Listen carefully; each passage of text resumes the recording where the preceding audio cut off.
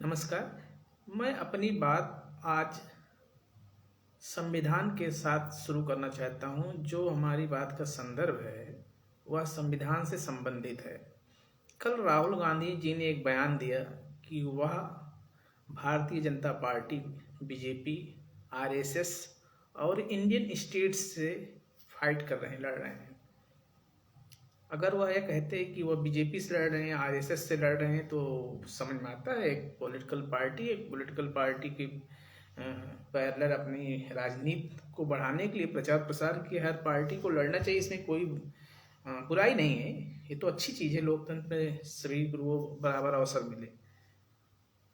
लेकिन राहुल गांधी ने उसमें एक शब्द जोड़ा, इंडियन स्टेट के खिलाफ वो लड़ रहे हैं। इसका मतलब क्या है? अब मैं आपको भारतीय संविधान से थोड़ा जोड़ना चाहता हूँ। भारतीय संविधान का जो प्रथम अनुच्छेद है, first article of Indian constitution, वह कहता है India that is Bharat, India जो कि भारत है, India that is Bharat shall be union of states, shell be union of states मतलब इंडिया जो कि भारत है राज्यों का संघ होगा। एक तो मुझे पता नहीं कि इंडिया दैट इज भारत क्यों लिखा गया। ये भी अगर इंडिया और भारत लिखना था तो ये भी हो सकता था, Bharat that is India shall be union of state, Bharat जो कि इंडिया भी है शैल राज्यों का संघ होगा। ये हमारे प्रथम अनुच्छेद का पहला भाग है। अब राहुल गांधी जी कह रहे हैं कि हम इंडियन स्टेट से लड़ रहे हैं। क्या राहुल गांधी जी का इशारा उन संविधान में जो लिखा हुआ है यूनियन ऑफ स्टेट्स उस पर कह रहे हैं?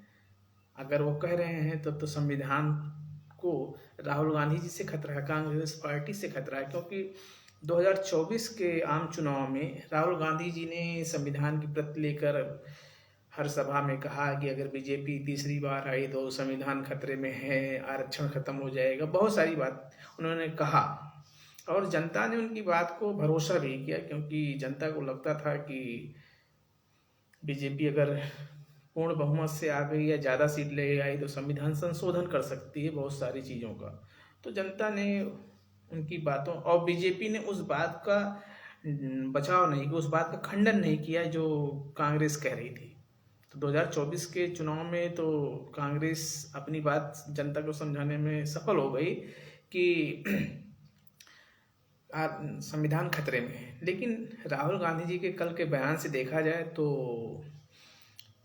संविधान को खतरा तो राहुल गांधी जी से है, क्योंकि भारत का संविधान का प्रथम अनुच्छेद कहता है कि India that is Bharat shall be union of state, but Rahul Gandhi is saying I fight in against Indian states.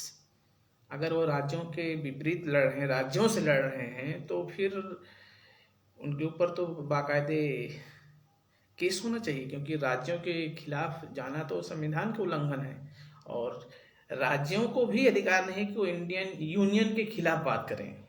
Shell be union of state, वो भारत के राज्य के पास भारत के संघ से बाहर जाने का कोई अधिकार नहीं है।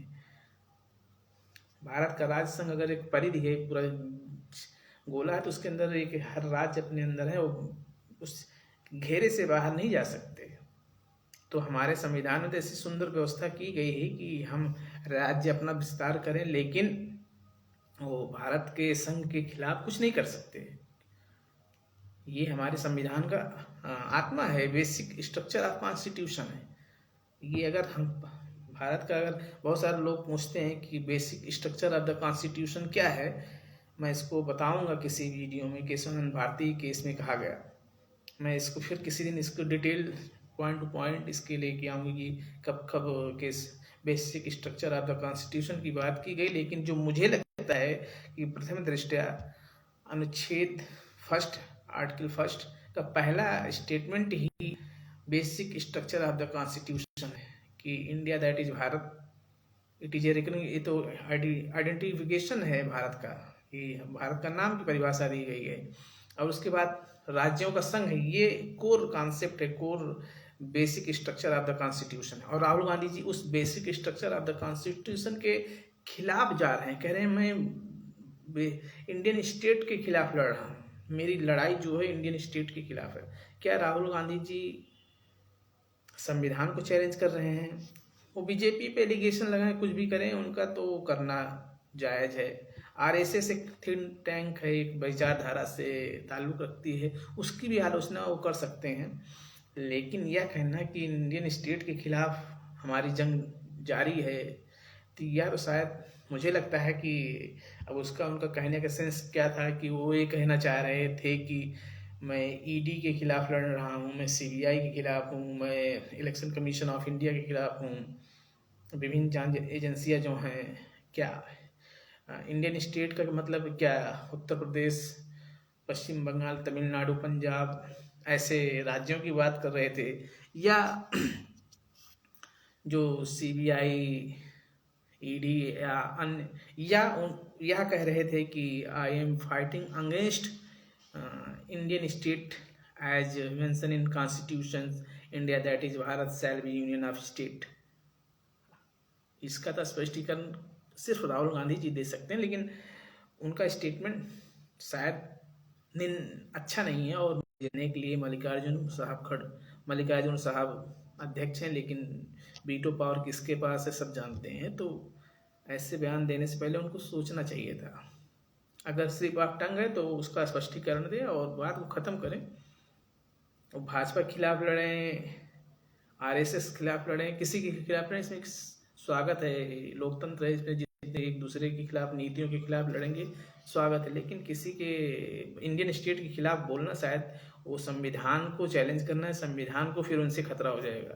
तो इसलिए जो उन्होंने 2024 में मुद्दा उठाया था, खुद ही उसके संरक्षक न माने कि उन्हीं से संविधान को खतरा हो जाए, क्योंकि कांग्रेस पार्टी से संविधान को खतरा शुरू से रहा है। चाहे 1951 से लेकर आपातकाल तक देखा जाए तो कांग्रेस पार्टी ने संविधान को कमजोर करने का काफ़ी प्रयास किया।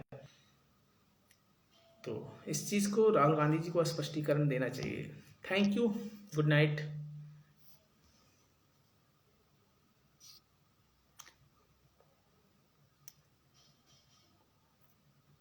और एक बात, आप मेरी किसी बात से अगर असहमत हैं, डिसएग्री हैं या कुछ सुझाव है तो आप दे सकते हैं, आपका स्वागत है।